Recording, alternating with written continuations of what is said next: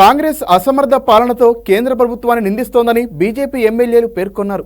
శాసనసభలో ఆ పార్టీ నేతల తీరు చూస్తుంటే 6 గ్యారంటీలను విస్మరించేందుకు ప్రయత్నిస్తున్నారన్నారు. రాష్ట్రానికి అన్ని విధాలా కేంద్ర ప్రభుత్వం సహకారం అందిస్తున్నా కేవలం కేంద్రాన్ని లక్ష్యంగా చేసుకుని వ్యవహరించడం సరికాదన్నారు.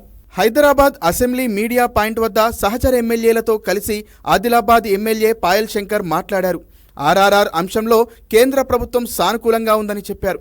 శాసనసభలో కాంగ్రెస్ తీరు చూస్తుంటే 6 గ్యారంటీలను విస్మరించేందుకు ప్రయత్నం చేస్తున్నట్లుగా ఉందని బీజేపీ ఎమ్మెల్యేలు ఆరోపించారు. కేవలం కేంద్ర ప్రభుత్వాన్ని లక్ష్యంగా చేసి మాట్లాడుతున్నారని మండిపడ్డారు. 10 ఏళ్లలో కేంద్రం తెలంగాణకు 10 లక్షల కోట్ల రూపాయల నిధులు కేటాయించిందని గుర్తు చేశారు. 6 గ్యారంటీలను అమలు చేసే వరకు వెంటాడుతామని ఎమ్మెల్యే హెచ్చరించారు. కంటోన్మెంట్ భూముల అంశంలో కేంద్ర ప్రభుత్వ నిర్ణయం సీఎం రేవంత్ రెడ్డి మర్చిపోయారన్నారు.